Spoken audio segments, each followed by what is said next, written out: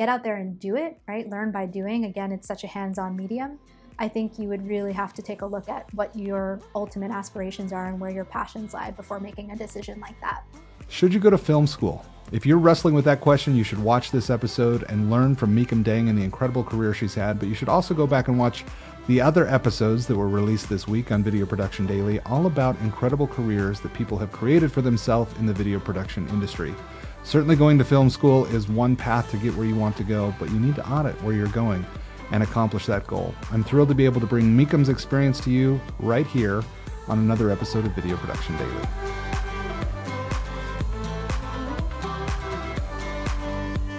Now, you've made an incredible career for yourself in video, and maybe before we talk about how you got to where you're at, why don't you tell us about what you're doing, what you spend your time doing professionally, a little bit about America's Test Kitchen, also some of the consulting, and I know I've been to like training sessions that you put on that were just incredible. So the audience deserves to hear from you, Mykim. Why don't you tell us, what it is that you do? Thank you, Luke, and I'm really happy to be here and supporting and sharing with this community of fellow creators. And that's really how I would describe myself. Video as a medium is something that I took to very early on, but my background started with pen and paper and more traditional fine art.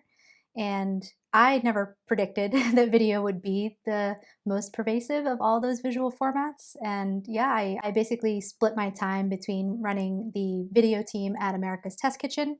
That is a digital first operation. Our team is responsible for everything that you see across all of the social channels and now expanding into set-top and OTT programming. So it's a really exciting time. The pandemic has actually shown a very bright light on how essential food is, and a lot of folks are cooking at home, and we're happy to be a resource for that. In addition to the work that I do at America's Test Kitchen, I'm also creating my own content. I'm very much interested in experimenting with formats and genres. Small screen storytelling and vertical filmmaking is something that I've been exploring deeply over the last few years. And then, I'm really passionate about helping people understand how the container affects the stories that we try to tell. So some of the training workshops that we've met at are all about platforms and distributions and understanding the nuances of where your video lives and how that shapes your story. Yeah, it's fascinating, and it's very cool to see America's Test Kitchen hitting milestones when it comes to digital distribution. So certainly, 1 million subscribers on YouTube, that's not an easy feat. I'm a huge fan of the brand. Actually, it's one of those things that I won't say it's a guilty pleasure because it's just a pleasure. It's something that I've absolutely enjoyed consuming over the years. And I always have to go look up what the American Test Kitchen, reviews are when I'm going to buy any kitchen appliance at all. That And makes me very happy to hear. oh yeah, of course. And I always feel like America's Test Kitchen is like the king of segments. Like if you look at the way that the show is organized, the segments are so lovable and all of them are so great. And it's just like you kind of know what's coming in the show flow and you're excited to see what happens and you're excited for each segment of the entire show. So it's cool to see how you've helped to translate that to digital and really get America's Test Kitchen everywhere, and something that a lot of us really enjoy consuming. So very cool. And the workshops and everything else is so cool too. And Mykim, to get to the point where you're leading a team like you are, you're working on an incredible brand like you are, it doesn't just happen by accident, although I think it can be really hard to kind of, I've told other creators this before. They're like, hey, how did you get to where you are and how do I get there? And it's hard to put a specific target on the map and then aim for that trajectory and hit it.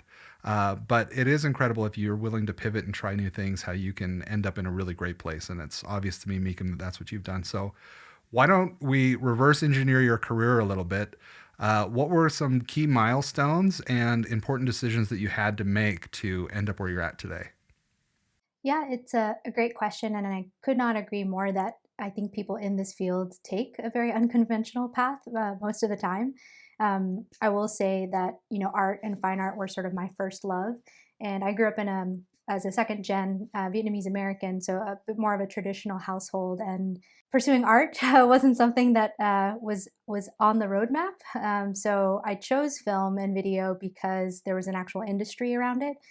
So that was sort of the first big step that I made. I had always been, as I said, experimenting with different formats because that's how I came to know and love storytelling, and just growing up, moving around a lot, the pen, paper, page, all of that stuff was really pivotal to inform my own experience. So I thought if I could do that for other people and with other people, that would be what would make me most happy. And I decided to pursue film in college. So I did go through more of a traditional film school training at Emerson, based in Boston. And I would say towards the end of my career there, and that was an environment that was, you were working on something outside of your course curriculum every other second. So that sort of entrepreneurial mindset carried over, and I was constantly experimenting and playing multiple roles on set, which I think is something that has also kind of helped me understand both sides of the equation. And most people, upon graduating, had pursued more traditional routes where they were going into commercial work, so heading out to New York or going to Los Angeles to pursue Hollywood. And at that point in my career, I kind of had this itch around more lo fi production and documentary production. And so I ended up staying in Boston and actually working at PBS. That was my first job out of school, just as an office manager and a PA on the science documentary show Nova. And it is kind of funny full circle because America's Test Kitchen is also on PBS in its traditional form on the television show.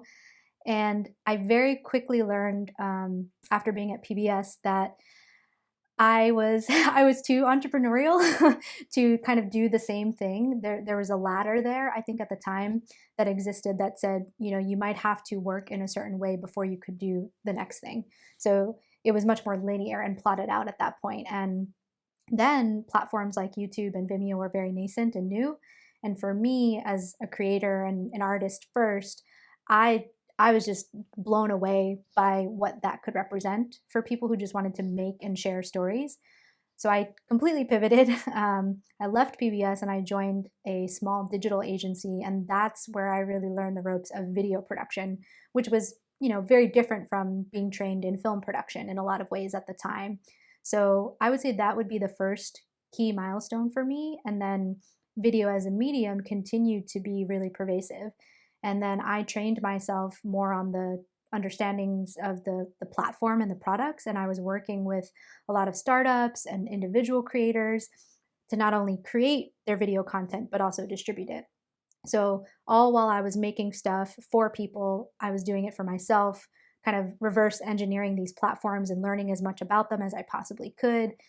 And then I had an opportunity to join a company called Brightcove, which was essentially the YouTube for businesses at the time, an online video platform that housed and distributed video. And that for me was another milestone because there was no video department when I had joined.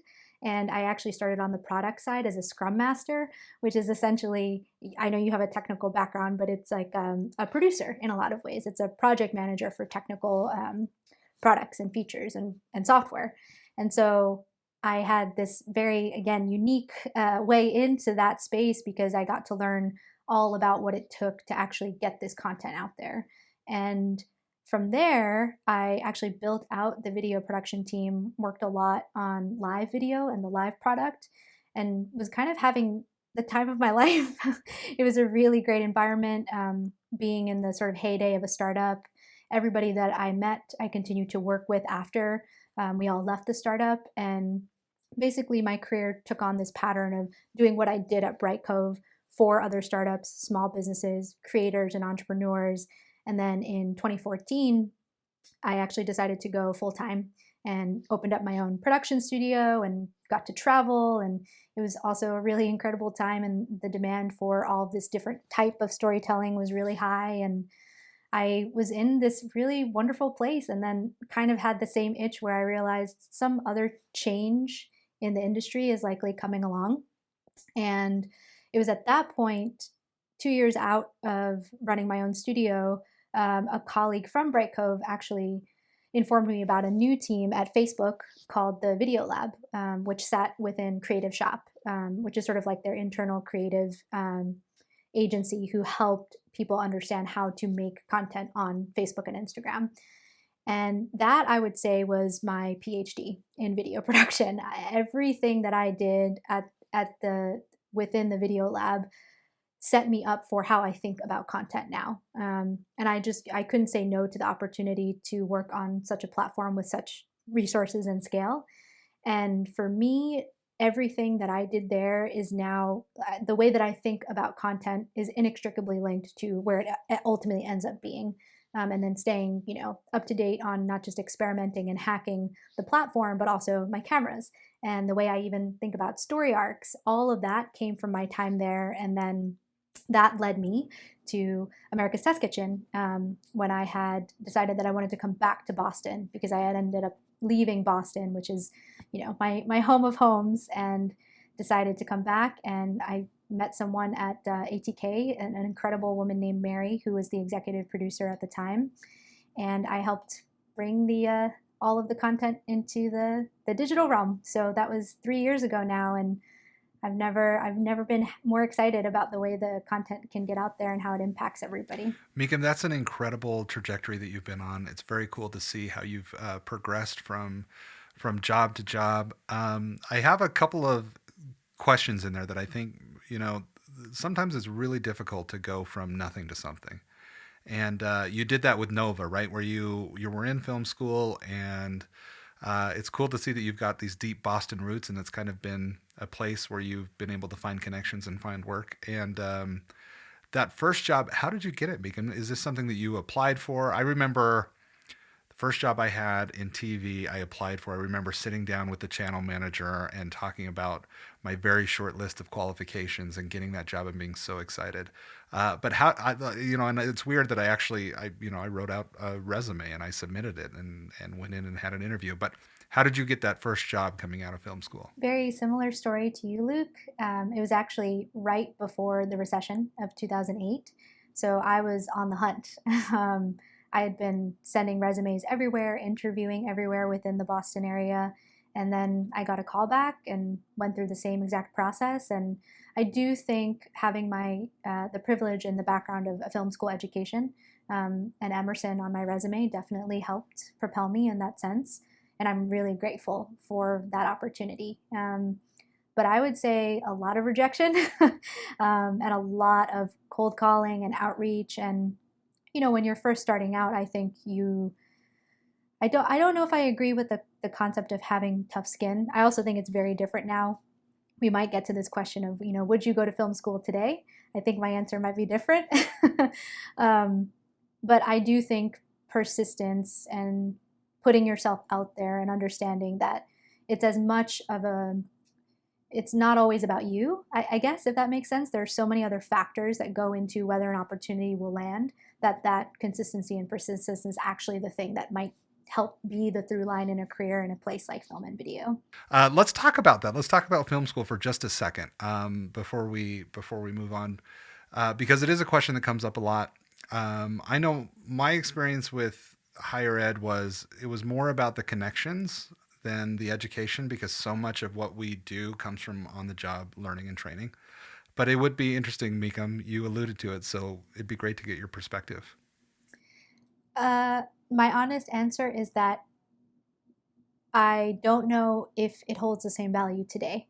I have seen and been part of this generation of creators and entrepreneurs and makers who you could even argue that almost everybody is that now, right? If you make anything and you share it, there is that sort of instinct in you that you have to hone. And so in terms of networking, the positive thing about all that connectivity is that you can meet and make with people that you never would have had an opportunity to do otherwise, right?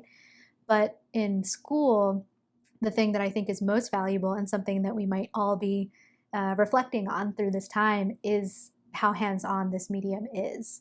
And so I do think if it were more affordable and perhaps more flexible, as opposed to the model of film school that you or I may have gone through, I would say, sure, consider it. But if, let's say, you had access to capital or a Kickstarter, right? Funding to go make this thing that you've always wanted to make and feel really passionate about, I would say I'd probably go out, connect with people, get out there and do it, right? Learn by doing. Again, it's such a hands-on medium.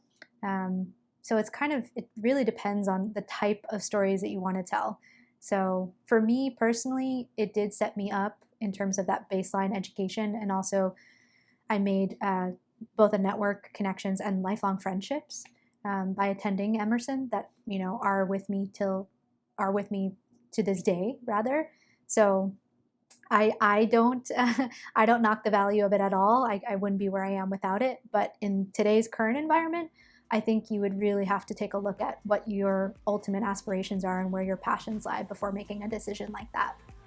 Mykim, it's great advice. Thank you very much. I'm really excited to dive in deeper with you from week to week as we explore some of these other topics. I think that your time in Bright Cove, who, by the way, is one of the publishers of Video Production Daily, so I be that. excited to be on Play TV. And Awesome. and then also with Facebook, you've always brought a lot of depth of expertise about publishing platforms, and it's going to be really interesting to hear about some of these themes that are coming up from your perspective. So next week, we're diving into pre-production and what the ideal pre-production process looks like. Excited to learn from Mykim on that, and hope that you'll join us for that episode. Mykim, thank you so much for allowing us to take a look at your career. It's been an incredible career. You're on an amazing trajectory, and it's just so far from over, so it'll be exciting to see what you do. And thanks for joining us on this season 3 of Video Production Daily. Thanks, Luke. Thanks, everyone. See you soon.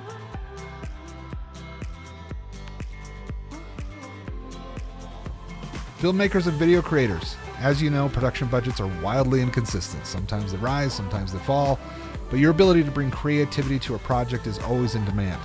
I want to introduce you to the Masters of Engagement online course. Learn how to clarify creative ideas, engage audiences using conflict, dance, art, character development, relevancy, and unexpectedness in story. Every professional video creator should learn about audience psychology from mastersofengagement.com. I've included a discounted link in the show notes below, and I can't wait to see you in the online course.